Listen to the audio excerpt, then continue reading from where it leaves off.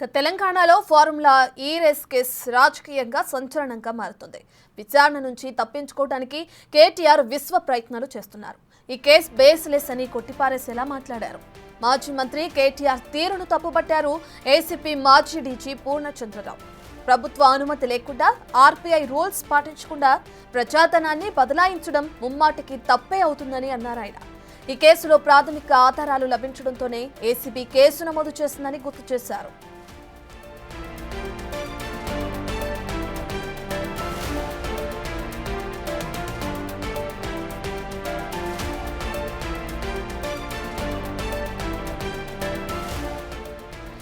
కేటీఆర్ వేసిన క్వాష్ పిటిషన్ను హైకోర్టు కొట్టివేసిందంటే కేసులో మెటీరియల్ ఉందని అర్థం చేసుకోవాలని అన్నారు. కేసులో ఏమీ లేదు అని చెప్పడం సరికాదని పూర్ణచంద్రరావు అసహనం వ్యక్తం చేశారు. ఇక గవర్నర్ హైకోర్టు అనుమతి లభించిందంటే ఏసీపీ చేతిలో ప్రాథమిక ఆధారాలున్నాయని అర్థమవుతుందని చెప్పారు ఆయన. అసలు కేసునంటే రాజకీయ నాయకులకు భయం లేకుండా పోయిందని పూర్ణచంద్రరావు అభిప్రాయం. పాలిటిక్స్ లో ఉంటూ వేల కోట్ల అవినీతికి పాల్పడుతున్నారని విమర్శించారు ఆయన. రాజకీయ నాయకులపై నమోదైన కేసులు త్వరగా దర్యాప్తు చేసి కోర్టులు తీర్పిస్తే వాళ్ళ వ్యవహారం ఇలా ఉండదన్నారు.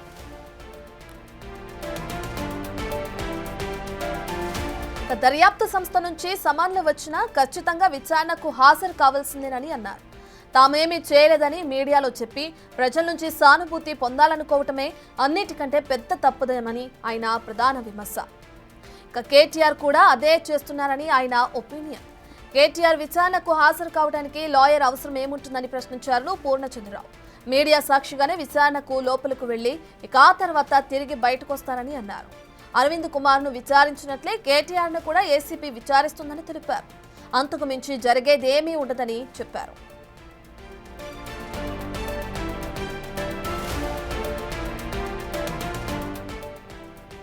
ఇక కేటీఆర్ తప్పు చేసినట్లు రుజువైతే 7 ఏళ్ల వరకు శిక్ష పడుతుందంటున్న పూర్ణచంద్రరావుతో మా ప్రతినిధి సురేష్ ఫేస్ టు ఫేస్.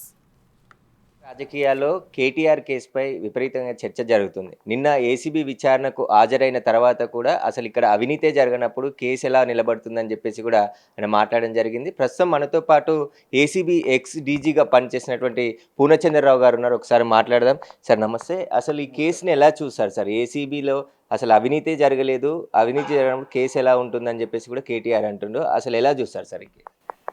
ఇప్పుడు ఈ కేసులో ప్రభుత్వంలో విచారణ జరిగింది, వాళ్ళు ఎంక్వైరీ చేసుకున్నారు. తర్వాత సెక్రటేరియట్ బిజినెస్ రూల్స్ ఏం పాటించలే, ఫైనాన్స్ సెక్రటరీకి పంపించలేదు, తర్వాత ఆర్బీఐకి ఇన్ఫర్మేషన్ లేకుండా ప్రభుత్వ ధనాన్ని బదలాయించారు ప్రైవేట్ సంస్థకి. దీని మీద గవర్నర్ గారికి నివేదిక ఇచ్చారు, ప్రభుత్వం ఇచ్చింది. ఆ గవర్నర్ గారు కూడా జనరల్గా ఏం చేస్తారంటే న్యాయ నిపుణులతో న్యాయ సలహాలు తీసుకుని ఆయన కూడా వెంటనే రాగానే ఇవ్వలే, ఆయన కూడా దాదాపుగా 1 నెల పట్టినట్టుంది. ఆ తర్వాత ఆయన ఈ ప్రాసిక్యూషన్కి పర్మిషన్ ఇచ్చారు. ఇచ్చిన వెంటనే వాళ్ళకి ఏసీబీ వాళ్ళకి మళ్ళీ ప్రభుత్వం ఆ రిపోర్ట్ పంపించింది. ఏసీబీ అధికారులు ప్రొసీజర్ ప్రకారం వెరిఫై చేసుకుంటే కేసు మేడౌట్ అయింది, ప్రాథమిక సాక్ష్యాధారాలు ఉన్నాయి, ఎఫ్ఐఆర్ ఇష్యూ చేయాలనే దృష్టితో ఎఫ్ఐఆర్ సాధారణంగానే ఇష్యూ చేశారు. ఇందులో పెద్ద చిత్రమైన విషయం లేదు. దానిలో భాగంగానే ఎంక్వైరీకి వీళ్ళని పిలవడం జరిగింది, కేటీఆర్ని మరి అధికారులను. ఆ ప్రాసెస్లో ఈయన కేటీఆర్ హైకోర్టుకి వెళ్ళడం, క్వాష్ చేయమని చెప్పి ఎఫ్ఐఆర్ని కోరటం జరిగింది. సో హైకోర్టు కూడా ఉత్తర్వులు ఇచ్చింది. ఏమంటుంది హైకోర్టు? దీనిలో ఇన్వెస్టిగేషన్ చేయడానికి సరైన ఆధారాలు ఉన్నాయి, చేయొచ్చు, సో విల్ నాట్ ఇంటర్ఫియర్ అని చెప్పి క్వాష్ చేయమని చెప్పి హైకోర్టు చెప్పింది. దాంతోనే మెటీరియల్ ఉందని చెప్పడానికి ఇంతకన్నా ఎక్కువ ఆధారాలు ఏమి అక్కర్లేదు. ఒక పక్కన గవర్నర్ గారి పర్మిషన్, ఇంకో పక్కన హైకోర్టు ఉత్తర్వులు. సో ఈ రాజకీయంగా ఈ ప్రభుత్వాలకు పడదు కాబట్టి, ఇప్పుడున్నది కాంగ్రెస్ ప్రభుత్వం కాబట్టి, ఆయనది బీఆర్ఎస్ నాయకుడు కాబట్టి ప్రభుత్వం మీద మరి రాజకీయంగా వాళ్ళకి ఉండొచ్చు, భేదాభిప్రాయాలు ఉండొచ్చు. దాన్ని బట్టి కేసు లేదని చెప్పొచ్చు, కానీ కేసు లేనప్పుడు పక్క గవర్నర్, ఇంకో పక్క హైకోర్టు మరి ఏసీబీకి చర్యల్ని కొనసాగించమన్నట్టుగా చెప్పినట్టుగానే ఉంది. కాబట్టి కేసు లేదని చెప్పడానికి లేదు, కేసు ఉంది అని చెప్పటానికే చాలా చాలా ఆధారాలు ఉన్నాయి. సరే ఈ కేసుని కేటీఆర్ లొటపీస్ కేసు ఇది, అసలు ఈ కేసే నిలబడదు అంటారు. అసలు ఈ కేసులో ఏం లేదంటారా సార్ విషయం? లేకపోతే ఇంత దాకా రాదు కదా కేసు. ఇప్పుడు మీకు ఇందాక నేను చెప్పినట్టుగానే ఏమీ లేకపోతే ఎఫ్ఐఆర్ కాదు, హైకోర్టు అలా మాట్లాడదు. సో ఇదేం కేసు లేని కేసేం కాదు, ఉన్న కేసే. ఈ రోజున రాజకీయ నాయకులు చేయని అక్రమాలంటూ లేవు. ఇది ఏంటంటే ఈ కేసు ఒక చిన్నది, టిప్ ఆఫ్ ది ఐస్బర్గ్ అనమాట. ఎంతో చాలా చిన్న విషయం. వీళ్ళు చేసే అవినీతిలో వేల కోట్ల రూపాయల అవినీతికి పాల్పడుతున్నారు. ఈ రాజకీయ నాయకులకు ఎలా అలవాటు అయిపోయారంటే ఈ కేసులో మామూలుగానే హాజరవ్వచ్చు. అరవింద్ కుమార్ హాజరైనట్టే కేటీఆర్ కూడా హాజరవ్వచ్చు. ఏమవుతుంది, ఈజ్ ఆల్సో ఏ సిటిజన్. ఒక వ్యక్తే మంత్రిగా అయిపోయింది. మంత్రి అయిపోయినాక నువ్వు మామూలు వ్యక్తివే కదా. ఎవరైనా మామూలు వ్యక్తులే. అధికారులు కూడా రిటైర్ అయినాక మేము మామూలు వ్యక్తులు, సిటిజన్స్మే, అందరితో సమానమే. ఒక సమన్ వచ్చినప్పుడు దానికి అటెండ్ అవ్వాలి, చెప్పాలి. ఆయన బయట పత్రికల వాళ్ళకి ఏం చెప్తున్నాడో అదే అధికారుల ముందు చెప్తారు. అంతకన్నా కొత్తదేం చెప్తారు? ఆయన చెప్పాలనుకునేదే చెప్పకూడదు, అలాగే చెప్పరు. సో దాన్ని ఎలా బయటకు తీయాలో అక్కడ ఏసీబీ అధికారులు వాళ్ళ పని వాళ్ళు చేస్తారు. మిగిలిన వాళ్ళతో మాట్లాడతారు, సమాచారాన్ని సేకరిస్తారు. రకరకాల పద్ధతుల్లో జరిగిన అక్రమాన్ని తెలుసుకోవటానికి మరి ఇన్వెస్టిగేషన్ సాగుతుంది. అయితే ఈ రాజకీయ నాయకుల పరిస్థితి ఏంటంటే ఇవన్నీ కూడా వాళ్ళకి తెలుసు. నేను చెప్పింది వాళ్ళకి తెలియదు ఏం కాదు. గవర్నర్ పర్మిషన్ తెలుసు, జరిగిందని తెలుసు. ఈ అధికారులు నేను చెప్పకపోయినా వేరే రకంగా ఎవిడెన్స్ తెస్తారని తెలుసు. ఫిక్స్ ఉంటే గనక ఆయన చేసిందే లేదో ఆయనకు మాత్రం ఖచ్చితంగా తెలుసు. కాబట్టి తేడా ఏం చేశారో అది ప్రూవ్ అవుతుందని కూడా తెలిసినప్పటికి కూడా మేమేమీ చేయలేదు అనే ధోరణిలో ప్రజలకి చెప్పటం, మీడియాల ద్వారా ప్రచారం చేసుకోవటం, సానుభూతిని పొందటానికి, రాజకీయ లబ్ధి కోసం వీళ్ళు చేస్తారు. అది పర్పస్ అది. అయితే ఏంటంటే వీళ్ళకి కేసులు అంటే కూడా భయం లేకుండా పోయింది రాజకీయ నాయకులు. ఈ రోజున రాజకీయ నాయకులు చేసే అవినీతి అంతా ఇంత కాదు. ఈ అధికారులు ఏమైపోయారంటే చివరికి వాళ్ళకి లొంగిపోయి పనిచేయడం ద్వారా ఇలాంటి అక్రమాలు ఏదో 1-2 ద్వారా బయటకు వస్తున్నాయి. సో ఈ రాజకీయ నాయకులు చేసినటువంటి వేల కోట్ల అవినీతిలో వాళ్ళు ఎలా తయారంటే ఒక 1000 కోట్లు అవినీతితో సంపాదిస్తే ఒక 100 కోట్లు ఈ ఖర్చు పెట్టుకుంటే కోర్టులకు కానీ, అడ్వకేట్లకు కానీ, ప్రచార సాధనాల్లో ప్రచారం రావడానికి వీలుగా చేయటం కానీ, జనాల్ని సమీకరించి పెద్ద పెద్ద మీటింగులు పెట్టి మేమేం అన్యాయం చేయలేదని చెప్పటం కానీ, రకరకాల వర్గాలని, ఇన్ఫ్లుయెన్సర్స్ని మొబిలైజ్ చేసి సోషల్ మీడియాలో ఏం జరగలేదని చెప్పడం కోసం ఒక 100 కోట్లు ఖర్చు పెట్టి కేసుల్లోంచి బయటపడటం. ఇంకోటి ఏంటంటే మన కోర్టుల్లో జరుగుతున్న విషయం ఏంటంటే కేసులు తేల్చరు. విచారణకున్న కేసులు పోలీసులు పట్టుకోకపోతే వెంటనే పోలీసుల మీద పడతారు. 24 గంటలు అరెస్ట్ చేయాలంటారు. ఇంతవరకు ఎందుకు అరెస్ట్ చేయలేదంటారు. మరి ఛార్జ్ షీట్లు వేయడంలో లేట్ అయిందంటారు. పోలీసులు తప్పుపడతా ఉంటారు. సరే ఛార్జ్ షీట్ వేసినాక కోర్టుల్లో కేసులు త్వరితగతిన మరి ట్రయల్ కావు. ఇప్పుడు ఒక సుప్రీంకోర్టు సీజేఏ 4-5 సంవత్సరాల క్రితం ఆయన ఏమన్నారు, సంవత్సరం లోపలనే ప్రజాప్రతినిధుల మీద ఉన్న కేసులన్నీ అయిపోవాలని చెప్పారు. అది 4-5 సంవత్సరాలు ఇంతవరకు అతిగతి లేదు. మనం జగన్ కేసే ఉదాహరణ తీసుకున్నాం. 16 నెలలు జైల్లో ఉన్నాడు ఆయన. దాదాపుగా 15 సంవత్సరాలు అవుతుంది ఆ కేసు పెట్టి. తర్వాత ఆయన పాదయాత్ర చేశాడు, 5 సంవత్సరాలు సీఎంగా చేశాడు, ఆయన కంటిన్యూ అవుతున్నాడు. మరి ఏమైందంటే ఆ కేసు ఎందుకు మీరు చేయలేకపోయారు? దోషో నిర్దోషో తేల్చి చెప్పాలి కదా. మరి ప్రజలకు చెప్పాల్సిన బాధ్యత కోర్టులకు కూడా ఉంది కదా. కోర్టుల్ని ఏ రకంగా ప్రశ్నిస్తారు? ప్రశ్నించే అవకాశాలు లేని పరిస్థితుల్లో న్యాయ వ్యవస్థ ఉంది ఈ రోజున.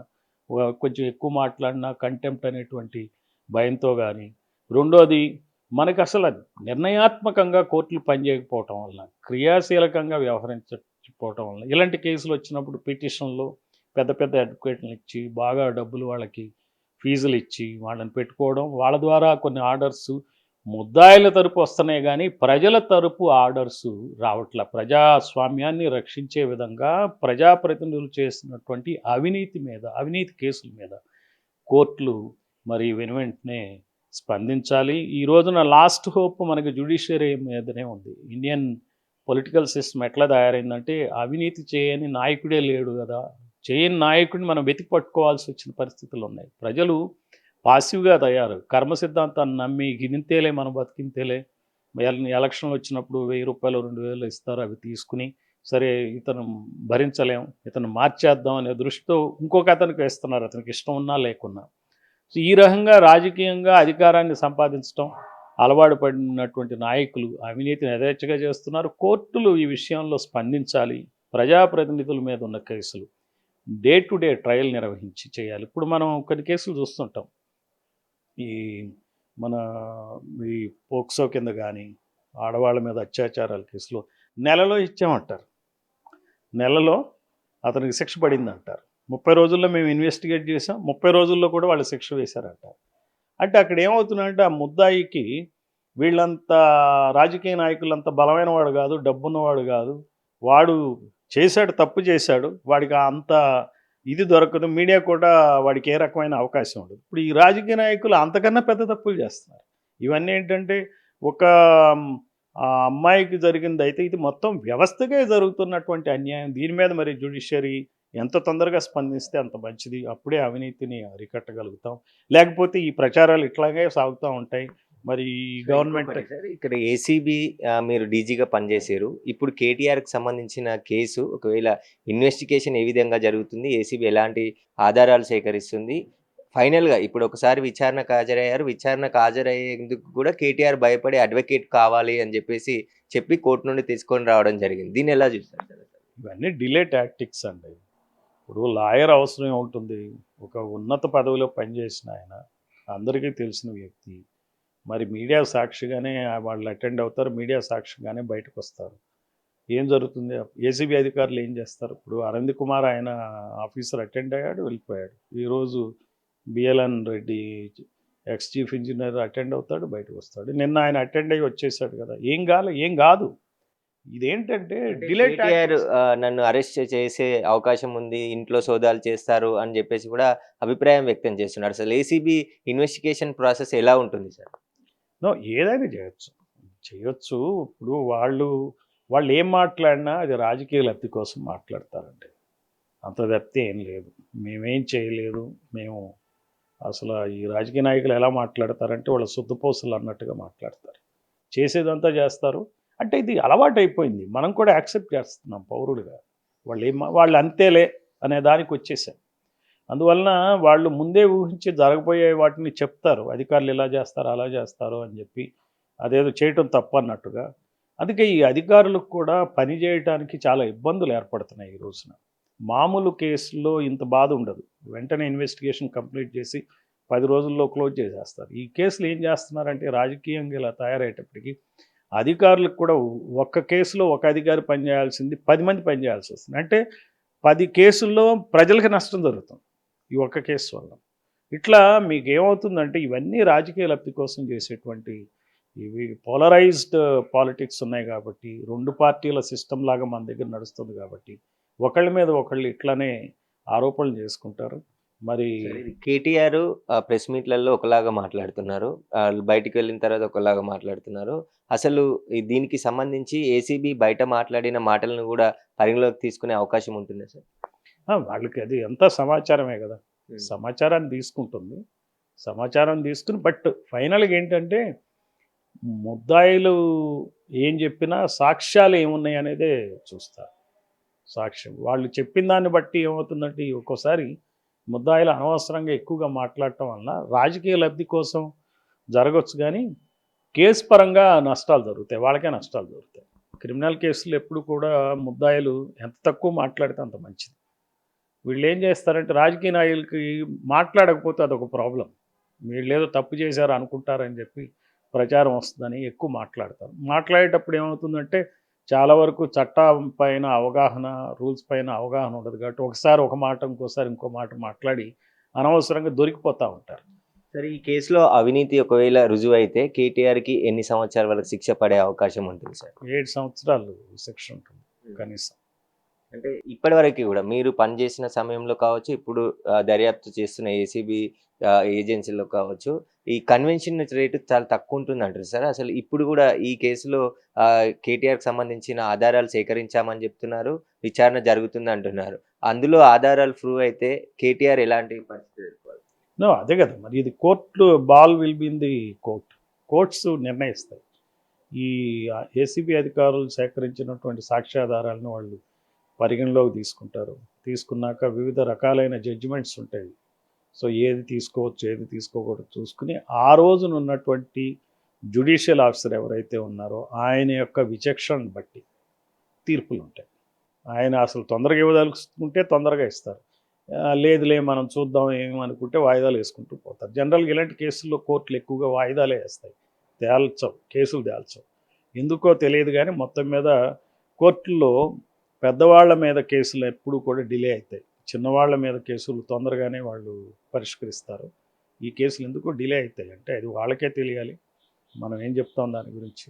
అందువల్ల ఏమైనా జరగవచ్చు, రేపు కోర్టులో ఏమైనా జరగచ్చు. మనం కొంతవరకే పోలీసులు చేయగలిగేది ఏంటంటే ప్రాథమికంగా ఎఫ్ఐఆర్ ఇష్యూ చేయటం, సాక్ష్యాధారాలు సేకరించడం, అరెస్ట్ చేయటం, రిమాండ్కి కోర్టు ముందు ప్రొడ్యూస్ చేయటం, ఛార్జ్షీట్ వేయటం, ఇంతవరకే పోలీసులు చేయగలరు. ఈ సాక్షులు ఏదైతే పోలీసుల ముందు చెప్తారో, దర్యాప్తు అధికారుల ముందు చెప్తారో అది వాళ్ళు మళ్ళీ అక్కడ చెప్పాలి, కోర్టుల ముందు చెప్పాలి. సో అది ఎన్నాళ్ళు పడుతుందో తెలియదు. వాళ్ళకి సాక్షులు కొంతమందికి విషయాలు గుర్తుండవు. కొంతమంది అధికారులు ఉంటారు, ఇప్పుడు అధికారంలో ఉన్నప్పుడు వాళ్ళు ఒక స్టేట్మెంట్ ఇస్తారు, రేపు రిటైర్ అయిపోయినాక వాళ్ళకి బాధ్యత అంతగా ఉండదు. ఆ రోజున మరి ఎలాంటి స్టేట్మెంట్ ఇస్తారో మనం చెప్పడానికి లేదు. అందువల్ల కోర్టులు ఏం చేస్తాయంటే డిలే చేస్తాయి. ఈ డిలే చేయటమే ముద్దాయిలకు వరంగా మారిపోయి వాళ్ళు కేసుల నుంచి తప్పించుకునేటువంటి ప్రయత్నాలు జరుగుతూ ఉంటాయి. అయితే ఏదైతే ఏసీబీ దర్యాప్తులో అన్ని ఆధారాలు ఉంటేనే ఖచ్చితంగా కేసు నమోదు చేస్తారు. ఇటు కోర్టు క్వాష్ పిటిషన్ కొట్టేసింది, గవర్నర్ అనుమతి ఇచ్చింది కాబట్టి అన్ని లీగల్ ఒపీనియన్ తీసుకున్న తర్వాతే ఏసీబీ అధికారులు కేసు నమోదు చేసి దర్యాప్తు చేస్తారు. అందులో రాజకీయ నాయకుల కేసులు వచ్చేసరికి ఖచ్చితంగా కోర్టులు కూడా త్వరగా నిర్ణయం తీసుకొని శిక్షలు ఖరారు చేస్తే, ఒకవేళ వాళ్ళు నిజాయితీగా బయటపడితే నిజాయితీగా, లేదంటే తప్పు చేస్తే వారికి శిక్ష పడే విధంగా తీర్పులు వస్తే ఇలాంటి నేరాలు కూడా జరగవు అని చెప్పేసి కూడా పూర్ణచంద్రరావు గారు చెప్తున్నారు. Cameraman Srikanth, Suresh, big TV,